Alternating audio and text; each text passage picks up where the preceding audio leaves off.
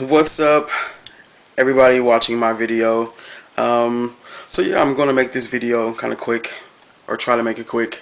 Um, I have to be an adult and go start a new job today. Actually, it's really early in the morning, and I need to be asleep, but I'm not. I'm making a YouTube video. So I'm gonna review episodes 11 and 12 of The Legend of Korra, Night of a Thousand Stars, and Harmonic Convergence. I'm gonna start with episode 11, and I again don't have a huge rant about how something made me mad or something is not working. So I'm just going to jump right into some of my favorite parts. And the first thing I'm going to comment on is the comedy. Um, it, there were some hilarious moments in this episode 11. Varric, the way he was talking to to Team Avatar, like, I did this for you, I did this for you. That was hilarious. But his line, he's like, heck, I even have this carpet imported from the Fire Nation. They make the best red stuff there. Fact. Raffle my yeah, I thought that was a hilarious line. So perfect. Everything in the Fire Nation is red. That always kind of struck me as strange. That they had so much red stuff. I know that there's parts of the fire that's red, but it's too much red in the Fire Nation. So I thought that was hilarious. The movers are just too incredibly hilarious. Everything that happens with the movers, Pabu's laser eyes, which I think should be counted as a computer generated animation, computer generated imagery, and I don't see any computers in Republic City. But I digress. I do love the fake paws that they give Naga. The movers are just really hilarious. The animal voices how they have, and I'm pretty sure that's D. Bradley doing both the speaking voices and the animal sounds. He's incredible. But I think the most hilarious moment for me in the movers and for as far as comedy for the episode was actor President Raiko is like, "Oh, have a seat. I'm just working on a cure for the common cold. No longer will my citizens suffer from the sniffles." I don't know why, but I think I had to pause. It's another moment where I had to pause the episode. I'm just like cracking up, and I rewound it. I'm just like, that is hilarious. That is perfect. Making fun of politicians, which sometimes I share that sentiment. I'm like, what are you doing? But hey, I'm not gonna get political on you. But I thought that line was hilarious. Now, speaking about the president, not the actor, the president's wife. I think her name was Buttercup. She was creepy. I didn't understand her. Um, and so when she's like, "Oh, the portrayal of the president's right on the money," like, seems like she doesn't like her husband, and I can kind of see her going all Shakespearean on him. And you know what happens in Shakespeare's plays. So hope it doesn't happen, but she was creepy. Uh, so the moment the comedy was hilarious, and there were a lot of moments in the episode that I really enjoyed. But I'm going to move on from the comedy to what I'm going to call long-awaited moments. They should have happened before now, but they didn't. The first is Bolin. At the beginning of the episode, I thought he was being, way too insensitive. I thought he was kind of being rude to Mako, but I got over it when he had a moment of being an actual character. That was nice to see.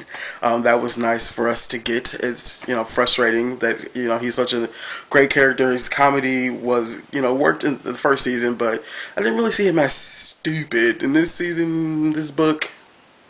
So I was happy that we got a moment of him being an actual character. And then his fight with the waterbenders was monumental. It was just incredible to watch. I'm so excited about these episodes. I'm so excited. And I love that Shiro's like narrating the fight, like, "Oh, all the rules are out of the window." It's just his dialogue is always perfect. I freaking love that character, Shiro Shinobi, the announcer guy. His dialogue. I wonder who writes. If it's like, I wonder if somebody just writes his dialogue like on a separate thing like somebody else does it, because his dialogue is always so perfect. But I really enjoyed seeing Bolin have a progressive moment to being part of a character or part of the team. The other long-awaited moment was we finally have some shades of the real Lin. Those detectives, they were useless. They were not helpful. They needed to be fired a long time ago. And so, of course, my betrothed fires them. And I was really happy. I'm just like, thank. I just don't see her liking them or, interacting with them. It's just, ugh. So I was so happy. Her line that she gave to them, and he's like, oh, Mako, she's like, Mako, you're going to be a great detective. And they're like, there's no detective positions open. The line that she gave them reminds me of one of my favorite moments in Mulan. If you've seen Mulan, then of course you know which moment I'm talking about. I loved it. It seems as though we're moving in a positive direction for all the characters. So I'm really excited about that. And so this episode gave me so many moments where I'm like fanboying out and like clapping, and I do this rock thing that's not very. It doesn't look very healthy. It looks like I'm not okay. And so I was doing that this episode. And I have very little negative to say about it. Very little. For 11 and 12. So I'm going to. That's all I really have to say about episode 11. So I'm going to end talking about episode 11 with the last thing I want to say, which probably should be obvious. And if it is not obvious, let me enlighten you. I am a waterbender. If I somehow get transported to the world of Avatar by my sheer will, I will come there as a waterbender. So, the fight between Unalaq and Tanrak, or how do we pronounce his name? It was, oh my gosh, like, he encased him in water and then punched him out of it. It was sad, but my gosh, was that a beautiful scene to watch. I can't, like, I'm getting chills just thinking about it. It was so perfect. I love waterbending.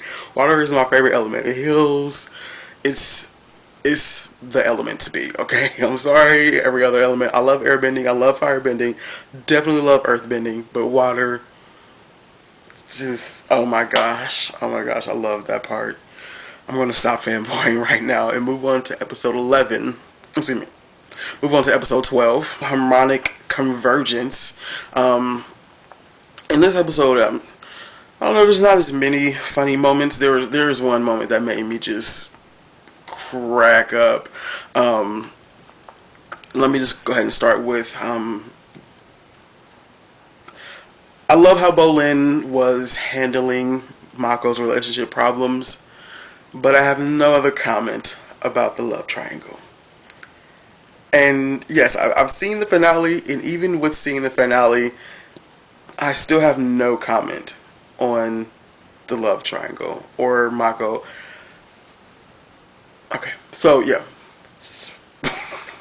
I'm gonna move on to Boomy. Like, Boomy is freaking awesome, and his stories are epic, but they are rather misplaced. He does not find the right moment to tell his stories. So we still love Boomy, but I was kind of with Tenzin like, dude, we need to go right now, okay? We need to get this done because your story is just prolonging what we need to do. So now I'm just going to move on to my favorite moments of episode 12. The first would be Naga knocking Desna and Eska out. That is the moment that I was rolling. That was hilarious. That was perfect. That was another moment I was like, ruffle my owl. Um, I Naga has had some great moments in this series, and that was one of them. Um, the fortification, this encampment of these soldiers, the way they were waterbending the ice, and how they were using the ice, Asami's flying skills, Mako and Bolin's aerial assault on this encampment, like everything that was happening was just mesmerizing. Like I said, I was fanboying, and oh my gosh, it was so good. I said in another video that I was kind of worried that having another fight at the harmonic convergence would be repetitive within the same book. But oh my gosh, how they led up to it, how they came to this harmonic convergence was incredible. Just the water bending alone, how they were firing it, out of that blockade. Oh gosh, it was so good. It was so good. Oh my gosh, like I need to quit fanboying. Like I can't. I need to quit smiling. Like my cheeks are gonna get stuck like this. It was amazing. So as I was saying, I was worried that it was going to be a little bit repetitive, but as soon as like the water bending started happening and the flying, I was like, okay, there's no repetition here. And then when the world gets encased in like purple antimatter spirit bendingness or whatever, I'm like, who thinks of this stuff? Like, who thinks of it? It's just, oh gosh, all my worries about repetitiveness just flew out the window. I am so like, I freaking love these two episodes. It's just amazing. Okay. Oh gosh, it's late. I need to go to sleep. It's probably that the reason why I'm acting like this is because I'm slightly tired. Um, so to bring this to a close, like with most good things, there are some negatives. Um, the first thing is I'm a kind of a person that doesn't like not knowing how somebody is doing something, or if I don't understand how it's being done, at least explain it to me. And so the spirit water call me thing, I just want one line like, oh, it's doing this, making you sway back and forth and calming you down with your chi. And that's how it works. It's like a form of healing, like something. But that's not explained. And really, neither is Amon's ability to take bending away. That's not really explained. But, I'm not. This is book 2, not book 1. And then there was a lack of Avatar state in these 2 episodes. Every time we blinked, Korra should have been in the Avatar state. So I'm just like, what is going on? That was a little frustrating to watch because, as we've seen, she went into the Avatar state to win an air scooter race. So I think she could have went into the Avatar state to win the fight against these soldiers in this encampment, protecting this the southern portal. But hey, there were so many great moments that I can't really make that into a huge rant. I would have liked her to be in the Avatar state as much as possible for these episodes. But I have seen the finale. Um, I was going to do my review of it tonight or this morning. It's like almost 2 o'clock in the morning here. I live in Nebraska. Woo. And but I can't because I have to be up at 6 o'clock to go to work. I'm such a failure at being an adult. So I'm going to close this video. I have seen the finale. I'm going to review it. Most likely, my video will probably go up on Tuesday. I'm going to be a terrible adult and stay up till like 2 o'clock in the morning again and upload my video. But I'm actually still processing the awesomeness of the finale. I'm not going to say much. That video will be up most likely Tuesday. Really quick, I forgot to mention Udalak becoming like an avatar, like he was calling himself, he wanted to be a dark avatar. I was wondering if they were going to say something, and I've seen the finale, so I know that they're not. But I was wondering if they were going to say something about like how he really could be considered the avatar, because by definition in this world, you do have to have all 4 of the elements in order to be considered the avatar. So I've seen the finale, which it's just incredible. But of course, it's not addressed. So I was just wondering why he would consider himself to be the Avatar if he didn't have all four elements. But I'm going to end this video. I need to go to sleep. So please comment, subscribe, give me a thumbs up or a thumbs down, and I will review the finale soon. It'll probably go up on Tuesday. So yeah, thank you so much for watching, and I will review the finale really quick, really soon. Peace out.